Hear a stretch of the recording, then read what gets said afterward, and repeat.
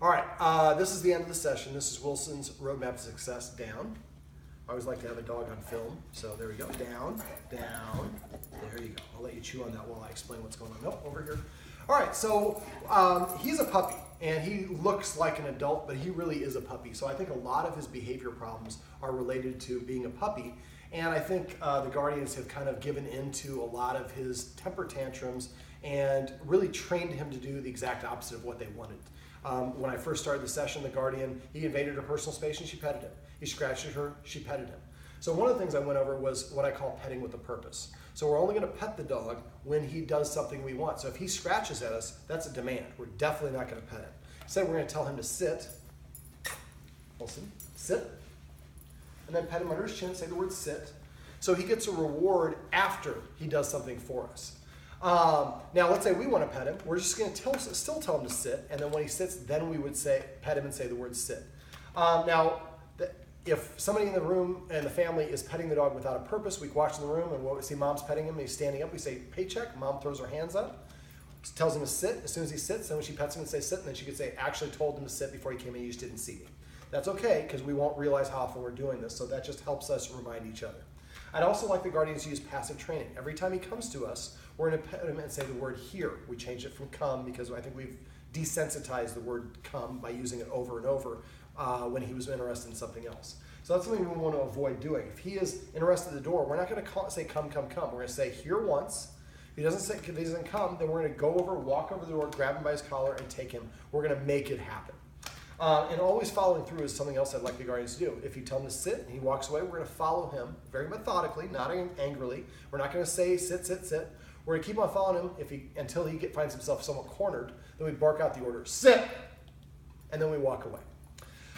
We want to try to pet him under his chin because that facilitates that nose-up orientation. We want to make sure we claim our personal space using the escalating consequences. I'm not going to go through those in this video, but if you go to doggoneproblems.com, click on the dog training tips page, you'll be able to find, just type in escalating consequences. I have a bunch of write-ups where I detail the escalating consequences. I'm glad he's not doing that to my finger. Let me see. We trained him to use the dog bed because we incorporated some rules. One of the rules is no furniture for a minimum of 30 days, but as long as these problems are still going on. And then we are going to use the same technique for the dog bed that we used for the kennel that we saw in the really long video that'll be a little bit above this one. So we're going to toss the treat, assign the word beach or kennel. Again, change the name of the kennel for something else. Yes. We'd like to use the counter conditioning technique that we went over for the garage door opener. The doorbell, people knocking at the door. I demonstrated knocking at the door and it was too intense, so I started knocking on this door over here, there was no approximation to the door, and that allowed him to do what we wanted him to do, as opposed to getting all worked up and rushing the door. Make sure that we're not gonna pet him when he's excited. So we come home, if he's all excited and we pet him, we're rewarding that excited behavior, and excitement is out of balance. So excited is also not happy. So we come home, if he's excited, we're just going to walk through and ignore him. As soon as he calms down, then we start to reach to pet him. If he gets wiggly, we pull our arm back and continue about our business. We're only going to pet him when he's calm. After a while, he's going to start emulating that behavior to get what he wants, which is why passive training works so well. So every time he comes to us, we're going to pet him and say the word here. Now, I showed the guardians how to train him to come and respond to the word here. I would recommend that they practice that at least once a day for about a week or so. But each time we're going to move, every person should have about 5 or 6 treats. Then we're going to gradually increase the size of the circle or the triangle, or whatever the shape is. Now, I showed the more that we kind of hold on to or provide structure, like he really likes this thing. Oh, my shoulder is so screwed up. He loves this. So I'm claiming it by putting it on the floor so it's for him, but I hissed at him using the escalating consequence, and you see what happened. He moved away. This is normally his favorite thing. He would love to chew this thing like there's no tomorrow. But because I've claimed it and communicated with good timing, he's like wandering off and not interested in it. I wouldn't say not interested. He's understanding that I'm saying no. So that's the benefit of having good timing with your corrections. Make sure that you're practicing, like I said, the here command until he comes no matter where in the house. Then the next step would be practice outside in the fenced-in yard. Now outside, you want to go back to a small circle where we're all about 7 feet away because that's easier for him.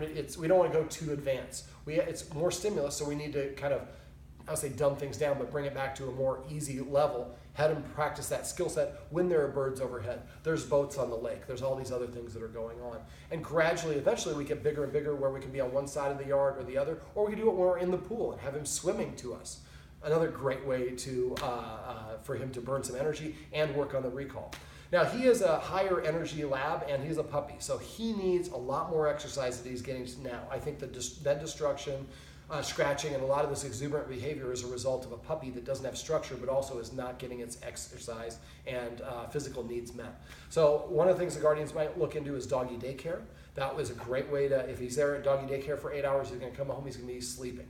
Also, if we're going to have people over, we're going to have a pool party. That would be a great day to take him to doggy daycare for 4 or 5 or 6 hours, then bring him back here. You're going to say, wow, he's so well behaved. Well, we've drained his energy. Other ways we can train energy is by playing with him. He likes to play fetch. That's a great way to burn it. I suggest the guardians start a journal, an exercise journal. Better to burn energy early in the day. You'll have to do it throughout the day, but don't wait till the end of the day. So maybe we incorporate a walk with a fetch, with a swim, with some of the other things that we, or a short trip to doggy daycare or whatever it is. Write all those things down in the journal and count the number of fetches, how long the walk was. Eventually, if you can use the stairs, you can throw the ball up and down the stairs. That's a great way. We incorporate the fetch with a stairmaster, essentially. And then at the end of the day, put a grade. That was a B. And then next day, we change around the elements a little bit, the number of repetitions, the exercises, until we find a cocktail or combination that he really likes. And then we can start repeating that until he gets through this puppy energetic stage. But again, he's a higher energy dog, so we might need to continue to provide him the exercise he needs to put him in position to succeed. Other rules would be sitting at the door, which we went over.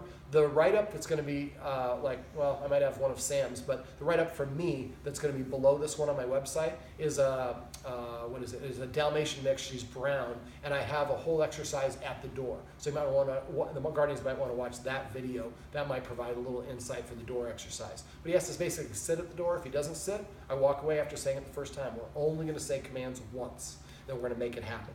If I say sit, he doesn't sit, I walk away from the door for 1 minute. After 1 minute, I go back to the door, I tell him to sit. We're not like the first video where he literally asked. And then if he does, as soon as he sits, that door opens and he's able to come out or in. And then eventually, if he doesn't, I walk away for 1 minute, then 2 minutes, then 4 minutes, then 8 minutes, keeps doubling the amount of time until eventually he sits. Eventually, instead of scratching at the door, he's going to go sit at the door as his way of communicating. I went through a couple other dog training tips about protecting the door so the guardians don't have to feel like they need to rush it.